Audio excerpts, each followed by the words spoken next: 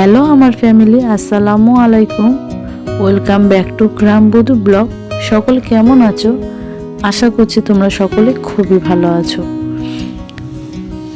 আজকের ভিডিওটা কিন্তু অন্যরকম, পুরো ঘরের মুড চেঞ্জ হয়ে গেছে। তোমরা এক ভিডিও দেখেছিলে আগের বারে, আর আজকে সবার রাত, মানে সবারতে রাত। তো আমি রোজা রেখেছি, রোজা রেখে ঘরের কিছু কাজ কাম আর কি গুছান গাছান করে নিচ্ছি। অনেকে যেমন জিজ্ঞাসা করে যে রোজার সময় আমরা সারাদিনে কি করি, তো সবার রাত বলে আজকে কিন্তু ঘরদোরগুলো গুছিয়ে গাছিয়ে নিচ্ছি। সারাদিন সংসারে টুকিটাকি অনেক কাজ কাম আছে, সেইগুলো সব গুছিয়ে গেছে রাখতে হবে। এমনকি সারাদিন রোজা রেখে সংসারে টুকিটাকি কী কী কাজ করছি সেগুলো সব কিছু তোমাদেরকে শেয়ার করব। তো আমি কিন্তু আজকে রান্না বান্না করে নিয়েছি সকাল সকাল, যেহেতু আমি রোজা রেখেছি, তোমাদের দাদাভাই রোজা রেখেছে, আমরা রোজা রেখেছি, তার সঙ্গে তো দুটো বাচ্চাকে রোজা রাখা যায় না, ওরা তো এখন অনেকটাই ছোট। সেই জন্য ওদের জন্য আমি সকাল সকাল রান্না করে নিয়েছি। আর এদিকে দেখো সকাল সকাল কাজে লেগে গেছি। রান্নার কাজ যেহেতু কমপ্লিট হয়ে গেছে, সেই জন্য ওভেনের কাজটাও আমি কমপ্লিট করে নিলাম সবার আগে। আর অনেক দিন ধরে রান্না করছি, দেয়ালে যে পাথরগুলো রেখেছিলাম সেইগুলো দেখতে পেলাম যে হালকা তেলের দাগ পড়েছে, তো সেইগুলো একটু আর কি মুছে মুছে নিয়ে আবার আমি ওখানে যেখান থেকে নিয়েছিলাম সেখানে সেটা আবার গুছিয়ে রেখে দেবো। কি বলো তো, আমরা সব থেকে যে জিনিসটা ব্যবহার করে থাকি রান্নাঘরটা, সে রান্নাঘরটা যদি একটু পরিষ্কার পরিচ্ছন্ন থাকে, তার থেকে আর কিছু চাহিদা থাকতে পারে না। তো আমি সবসময় চেষ্টা করি যে নিজের জায়গাগুলো একটু পরিষ্কার পরিচ্ছন্ন রাখতে, সবসময় সব কিছু চেষ্টা করি, কিন্তু পরিস্থিতির সঙ্গে সঙ্গে কিছু কিছু সময় কিন্তু মিল খেয়ে ওঠে না।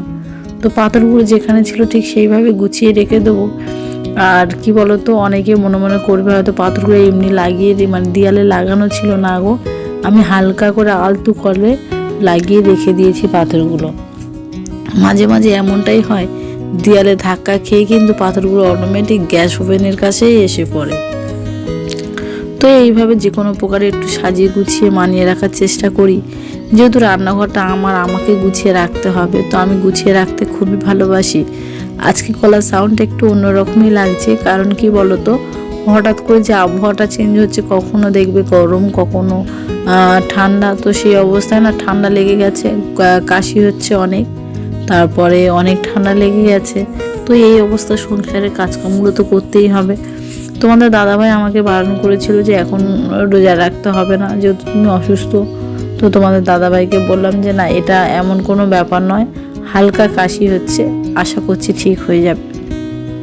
তো সেই ভেবে রোজাটা রাখা হয়েছে।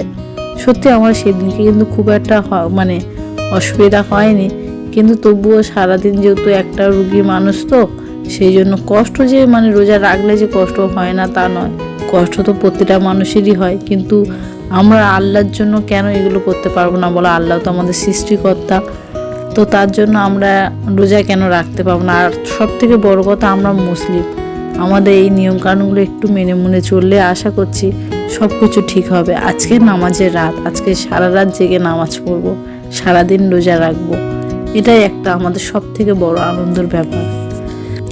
তখন কিন্তু কষ্টটা আর কষ্টই মনে হয় না।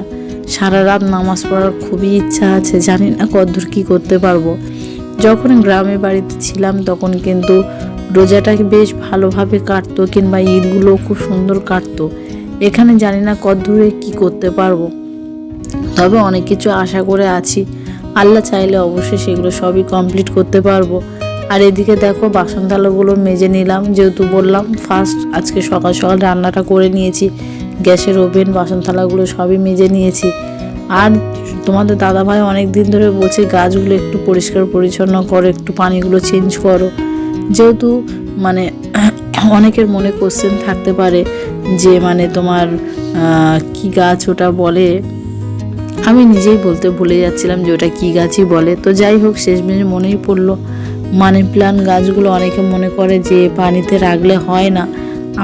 আমি জানি না তোমরা কতদিন ধরে আমার এই ঘরে ভিডিও দেখছো, তো এই ঘরের ভিডিওটা যদি তোমরা ফলো করে থাকো, প্রথম থেকে কিন্তু আমার ঘরে মানি প্ল্যান্ট গাছটা আছে, কিছুদিন পর থেকে আমার ঘরে মানি প্ল্যান্ট গাছগুলো আছে। তো মানি প্ল্যান্ট গাছগুলো কি করি, আমি 2 থেকে 3 দিন পরে পরে পানিটা চেঞ্জ করে থাকি। 2 থেকে 3 দিন পরে পরে পানিটা চেঞ্জ করে থাকি।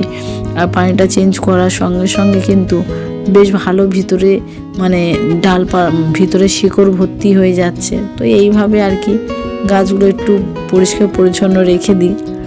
কি করব বলো, নিজেদের ঘর হলে সে ব্যাপারটা অন্যরকম। এটা যেহেতু ভাড়া বাড়ি, তো ভাড়া বাড়ি যতটা পারি ততটা পরিষ্কার পরিচ্ছন্ন রাখার চেষ্টা করি নিজের বাড়ির মতন করে। আর এদিকে দেখো মানি প্ল্যান্ট গাছটা কিন্তু অনেকটাই বড় হয়ে গেছে, বেশ ভালো লাগছে জানো। আর গাছপালাগুলো সেবা যত্ন করতে খুবই ভালো লাগে। কারণ কি বলতো, ওখানে যখন দোলখালি ছিলাম তখন কিন্তু গাছপালা রাখতে পারতাম না। কারণ কি বলতো, পানির অভাবে খুবই কষ্ট পেতাম। আমি চাই না যে আমি কষ্ট পাবো, তার সঙ্গে আমার সঙ্গে যে গাছগুলো আছে গাছগুলো কষ্ট পেত। বেশিরভাগ গাছ ওখানে মরেও গেছে পানির অভাবে, পানির কষ্টের জন্য। কিন্তু এখানে আমার পানির কষ্টটা নেই, তাতে আমি আলহামদুলিল্লাহ, আল্লাহ খুবই ভালো রেখেছে আমার। কারণ পানির কষ্টটা আমি এখানে পাচ্ছি না, এখানে অনেকটা মানে ভালো আছি স্পেশালি পানিটার জন্য। তো যাই হোক, আমি রোজা রেখেছি সকাল থেকে। তোমাদের দাদাভাই কিন্তু বারবার একটা কথা বলছে। আমি যখন ভোরবেলায় খেতে উঠেছি, সেহেরি খেতে উঠেছি, তোমাদের দাদাভাই সবার আগে আমাকে জিজ্ঞাসা করলো, গ্যাসের ওষুধটা খেয়েছো? কিন্তু সত্যি কথা বলতে গ্যাসের ওষুধটা আমি খাইনি। কারণ কি বলতো, আমি বেশি গ্যাসের ওষুধ খেলেও অসুবিধা হয়, সেই জন্য করে অল্প খেয়েছি। আর মানে গ্যাসের ওষুধটাই খাইনি, অল্প ভাত খেয়ে আর শুয়ে পড়েছিলাম। সব থেকে বড় কথা কি হয়েছিল জানো তো, একটু জাগা পড়েছে, মানে রাত 3টে পর্যন্ত নামাজ পড়েছিলাম। নামাজ পড়ে তারপরে আর অল্প মানে সামান্য 2 থেকে 3 গাল খেয়ে আর শুয়ে পড়েছিলাম। মানে এইরকমই অবস্থা সারাদিন। বুঝতে পারছো তো, রোজা রেখে খুবই কষ্ট হয়, কিন্তু আমি মনে করি যে না, আল্লাহর কাজ করছি মানে কষ্টটা অনেক কম হবে। সব থেকে বড় কথা একটাই জিনিস আনন্দ পাচ্ছি, যে আজকে আল্লাহর কাছে আমাদের চাওয়ার দিন। আল্লাহর কাছে সারাদিন আমরা চাইবো, সারাদিন মাপ চাইবো, সারাদিন আল্লাহর কাছে আমরা সারা বছরে আর কি যা ভুল করেছি সব কিছু মাপ চাওয়ার সময় এসে গেছে। আর তার মানে এটা নয় যে আমরা জোর করে ভুল করব, সারা বছর 1 বছর অনেক ভুল করব আর এই সব রাতে আসলে তবে মাপ চাইবো, তা নয়। নিজেদেরকে সাবধানে থাকতে হবে। তার মাঝেও আমরা মানুষ মাত্র অনেকগুলো ভুল করে থাকি। তো সেই ভুলগুলো মাপ চাওয়ার জন্য একটা দিন আল্লাহর কাছে কাঁদতে হবে, মাপ স্বীকার করতে হবে, ভুল স্বীকার করতে হবে। আর সব থেকে ইম্পর্টেন্ট জিনিস কি বলতো, যে মানে যারা মারা গেছে তাদের জন্য আর কি দোয়া করতে হবে, যাতে আল্লাহ তাদের শান্তি রাখে। তো এইসব ব্যাপারগুলো অনেক কিছু জানা ছিল না, জানতে পারছি আস্তে আস্তে। তো যাই হোক, পাতাগুলো কেমনভাবে ঘষছি তোমরা দেখেছো কি একবারের জন্য? মানি প্ল্যান্ট গাছটা যখন এখানে ছিল রান্নাঘরে, তখন তেল আর কি লেগে মানি প্ল্যান্ট গাছটার জানা তাই অবস্থা। সেই জন্য একটু সাবান দিয়ে ভালোভাবে ঘষে নিলাম ওটাকে। তো যাই হোক, এ পাটটা আমি গুছিয়ে নিচ্ছি, যতটুকু পারি ততটুকু গাছ গুছিয়ে নেওয়ার চেষ্টা করছি। আর সঙ্গে আমাদের ভিডিওগুলো দেখো, আশা করছি তোমাদের খুব ভালো লাগবে। শেষমেশ কি হলো না হলো, তো তোমরা ভিডিওটা দেখলে সব কিছু তোমাদের ভালো লাগবে, যে রোজার দিন সারাদিন আমরা কি করেছি সব রাতে। তো সব কিছু তোমরা এই ভিডিওর মধ্যে দেখতে পাবে। তো এই মানি প্ল্যান্ট গাছগুলো আর কি পরিষ্কার পরিচ্ছন্ন করে নিয়েছি, নিয়ে এবারে চলে যাব আমি আমাদের রুমটাকে একটু ঝাঁট দিতে, মুছতে। সত্যি কথা বলতে হাজার কষ্ট হলেও এটা ভাড়া বাড়ি, এটা সবসময় মনে রাখতে হবে।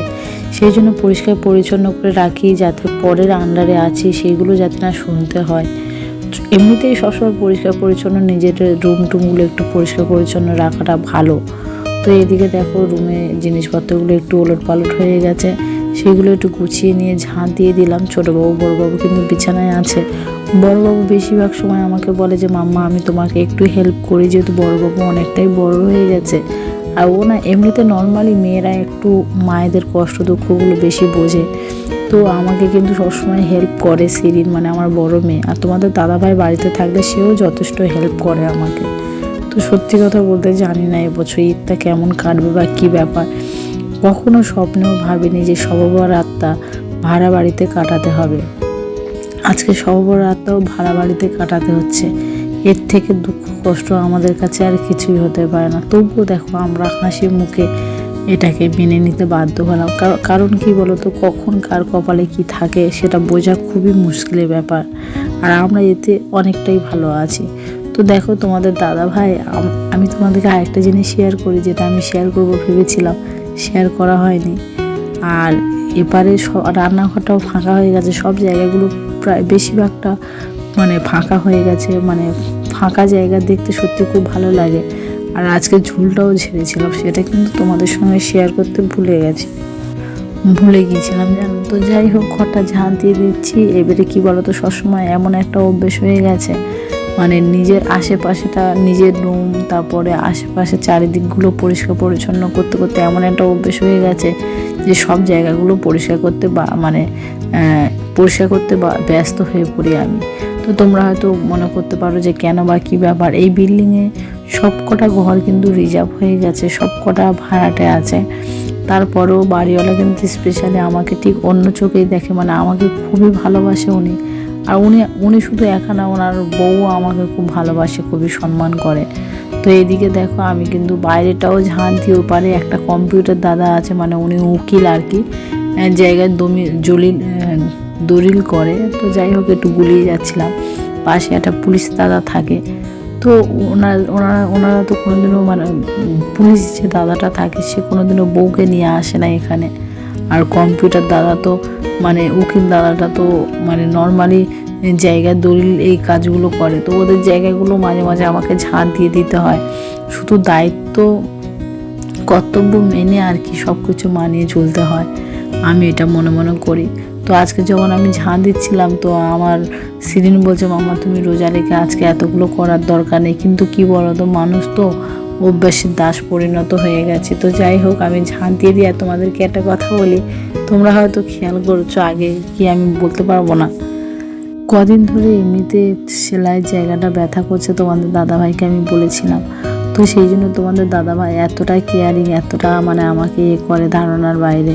তো সে আমাকে বলল যে একটা কাজ করো, তোমার কষ্টটা যাতে একটু কম হয় সেই ব্যবস্থাই করব। তো ঘর মোছার জন্য কি নিয়ে এসছে যে আর তোমাদেরকে কি বলবো, হেসে পাগল হয়ে যায় আর ঘর। আমি যখন ঘর মুছবো বলে ঠিক করছিলাম, তখন আমি শুধু হাসছিলাম, যেহেতু আমরা নর্মালি গ্রামের বউ, আমাদের অতটুকু নেই। এই যে দেখো, হ্যাঁ, আমি সত্যি কথা বলতে আমি তো খাটতে খুবই ভালোবাসি। আর আমি তোমাদের দাদাভাইকে এটা দেখিয়ে বলছিলাম যে এবার হয়তো আমার গতরে পোকা লেগে যাবে, আমি এত সুখী হয়ে যাচ্ছি দিন। হ্যাঁ, আমি যেখানে বসে মানে ঘর মুছতাম, আর এত সুখ কি আমার কপালে সহ্য হবে? তো যাই হোক, তোমাদের দাদাভাই আমাকে ভালোবাসে বলে, কেয়ারিং করে বলে কিন্তু আজকের এই জিনিসগুলো আমাদের জন্যই করে, যাতে আমাদের কষ্টটা কম হয়।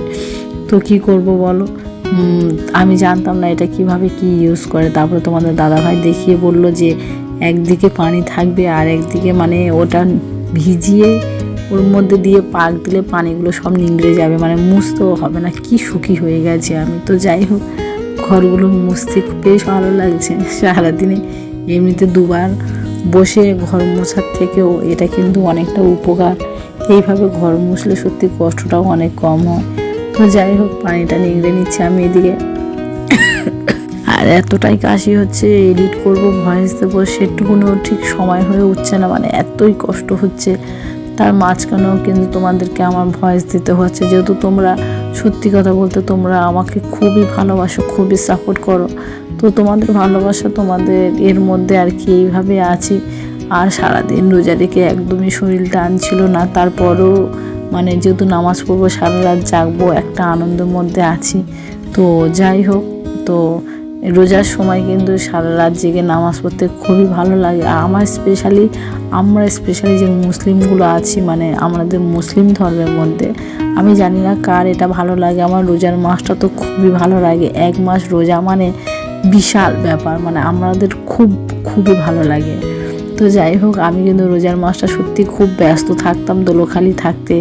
আর এখানে দুঃখের কারণ কি বলো তো, একটা সব থেকে বড় কথা, যে এখানে আমি কিন্তু ব্যবসাটা করতে পারবো না, পুরো একাই থেকে গেলাম। তোমাদের দাদাভাইকে শেষমেশ বলেছিলাম যে আমার অন্তত কিছু টাকা দাও, তাহলে আমি চুড়িদারের পিস, তারপরে ইমিটেশন যেগুলো তুলতাম সেগুলো অন্তত তুলতে পারবো। তো তোমাদের দাদাভাই বলেছিল যে না, করতে হবে না এখন, এবছরটা যেহেতু আমার হাতটা অনেক আছে, মানে অনেক দেনাদুনি আছে, সে দেনাগুলো মেটাতে হবে, এবছর কিছু করো না। সেই জন্য করে আর কিছু করবো না, কারণ তোমাদের দাদাভাই আমাকে খুবই সম্মান করে, আমিও তোমাদের দাদাভাইকে খুবই সম্মান করি। তো তো দেখো এবারে রান্নাঘরে মাদুরটা বিছিয়ে নিয়েছি, চলে এসেছি ইফতারের জোগাড় করতে। যেহেতু এবারে বেশিক্ষণ বাকি নেই, আজান দিয়ে দেবে। আর ছোটোবাবু বড়বাবু ঘরের মধ্যেই আছে, এক্ষুনি দেখো দুজনে চলে আসবে এখানে। তো যখন এই কলাটা হয়তো তোমাদের অনেক মনে কোশ্চেন থাকতে পারে, আমাদের ছোটোবাবুর সব থেকে প্রিয় ফল। আমাদের ছোটোবাবু কিন্তু অন্য কোনো ফল খায় না কলাটা ছাড়া। আমাদের সিরিন তো মানে বড়বাবু তো সব রকমই ফল খেতে ভালোবাসে। ও ছোটোবেলায় যখন ছিল মানে সিরিন মানে আমার বড়বাবু যখন ছোট ছিল তখন ওর জন্য কিন্তু আমি আপেল ভাতে দিতাম, তারপরে আঙ্গুর ধুয়ে ওকে দিতাম রস বানিয়ে, তারপরে মৌসুমী লেবুর রস বানিয়ে ওকে দিতাম, কারণ ওকে খাওয়াতাম এগুলো। কিন্তু আমি ছোটোবাবুর ক্ষেত্রে সেগুলো করি না, কারণ কি বলতো, বড়বাবুর গালের মধ্যে মানে খেতে খেতে যদি কোনো শক্ত টাইপের কিছু পড়তো, বড়বাবু ওক তুলে পাগল হয়ে যেত। আর ছোটোবাবুর ক্ষেত্রে সেটা না, ও যতটুকু খায় খুব ভক্তি সহকারে খায়। আর বড় মেয়েটা তো আমার একদমই সবজি খায় না, কি করব বলো, সবজি খেতে পছন্দ করে না। আমার ছোটোবাবু সবসময় দুষ্টুমি করো, একটু বেশি দুষ্টুমি করে ছোটোটা, কিন্তু বড়টা ও আমাকে অনেকটা বোঝে, অনেকটা হেল্প করে, যেহেতু বাড়ির বড় মেয়ে। ও সত্যি ওর মধ্যে একটা অন্যরকম ট্যালেন্ট আছে। তো আমি এবার যখন ইফতার খাচ্ছিলাম, তোমাদের দাদাভাই বললো যে আমি ছাদে যাই বলছে, যেহেতু ভিজে কাপড় চোপড় আছে। তাই আমি বললাম যে আমি যাচ্ছি, বলে না তুমি একটা দিন ইফতারের জোগাড় করো, আর আমি তাহলে যাই গিয়ে ছাদের উপর থেকে কাপড়গুলো তুলে নিয়ে আসি। তো তোমাদের দাদাভাই চলে গিয়েছিলো ছাদের উপরে কাপড় চোপড়গুলো তুলে নিয়ে আসতে, আর আমি দেখো এবারে ইফতারের জোগাড় করছি। আমাদের মুসলিমদের সব থেকে মানে এটাই খেজুরটা যখন পাচ্ছি, সিরিন আমাকে এসে জিজ্ঞাসা করলো যে মাম্মা তুমি বলতে পারবে আমাদের নবীজির সব থেকে প্রিয় খাবার কি? আমার বড় মেয়ে মানে আমার সিরিন আমাকে জিজ্ঞাসা করছিল যে মাম্মা তুমি বলতে পারবে আমাদের নবীজির সব থেকে প্রিয় খাবার কি? তখন আমি বলছি হ্যাঁ প্রিয় খাবার হয় আমাদের নবীজির সব থেকে প্রিয় খাবার খেজুর। তা বলছে হ্যাঁ। আবার তোমার মনে আছে? মানলে হ্যাঁ মনে থাকবে না, আবার যেহেতু আমরা মুসলিম আমাদের তো এই জিনিসটা মনে রাখতে হয়। আর সব থেকে সত্যি কথা বলতে ইফতারের সময় আমি কিছু খাই না খাই, দুটো খেজুর খেলে আমার কাছে যথেষ্ট। আমি খেজুরটা খেতে জানি না কেন খুবই ভালোবাসি, আমার সব থেকে প্রিয় জিনিস। তো এই লেবুটা ছিল, লেবুটার কথা একদমই খেয়াল নেই। তারপরে তোমাদের দাদাভাই আমার হাতে দিল যে লেবুটা এক হাতে কেটে নাও, নাহলে শুকিয়ে যাবে। তো লেবুটাও কেটে দিচ্ছি। আর পাশে যে মানে আমার একটা বোন থাকে সানজিদা বলে, যে মানে বোনটা, তাকে ডাকলাম আমি যে এসো ইফতারের জোগাড় হয়ে গেছে। তো সিরিন বলছে মামা আন্টি মনে হচ্ছে এখনও পর্যন্ত মনে হচ্ছে নামাজ পড়ছে, কিন্তু আমি বললাম যে না এতক্ষণ তো নামাজ পড়া হবে না, দেখ না বাবা। তারপরে কিছুক্ষণের মধ্যে ও কি বলতো, ও রোজা করে না ক্লান্ত হয়ে গেছে, একটু শুয়ে ঘুমিয়ে পড়েছিল, তো আবার উঠলো নিজে থেকে, দিয়ে আবার চলে আমরা সবাই এক জায়গায় বসে ইফতার করবো, সেটা একটা মহা আনন্দের ব্যাপার। আর এইদিকে দেখো পাপা কি লাটলি বেটিকে ওর পাপা অন্না দিয়ে, যেহেতু ইফতার নিয়ে সামনে বসেছে, তো সেই জন্য করে ওকে একটু ভালোভাবে মাথায় কাপড় দিয়ে দিচ্ছে, যাতে ইফতারের সময় প্রতিটা মেয়ের মাথায় কাপড় থাকা ভালো, এমনিতেই থাকা ভালো, কিন্তু বাচ্চাদের এগুলো শেখাতে হয় ছোটোবেলায় থেকে। আর এদিকে কিন্তু সিরিন কিন্তু কি সুন্দর মাথায় কাপড় দিয়ে বসে আছে দেখো। আর এদিকে ছোটো বাবুকে ওর পাপা রেডি করে দিচ্ছে। আমরা ইফতারে যা যা নিলাম সব কিছু তোমাদেরকে দেখিয়ে দিলাম। আর দেখো কি সুন্দর লাগছে। সবার কাছে রিকোয়েস্ট করছি আমাদের ফ্যামিলির জন্য তোমরা সকলে দোয়া করবে, যাতে আমরা সুস্থ থাকি, ভালো থাকি। আর আজকের কিন্তু ইফতারে রোজাটা মানে সবে বরাতটা আমাদের ঠিক এইভাবেই কেটেছে। সবাই সুস্থ থাকবেন, ভালো থাকবেন এবং আমাদের ফ্যামিলির জন্য দোয়া করবেন। খুদা হাফিজ।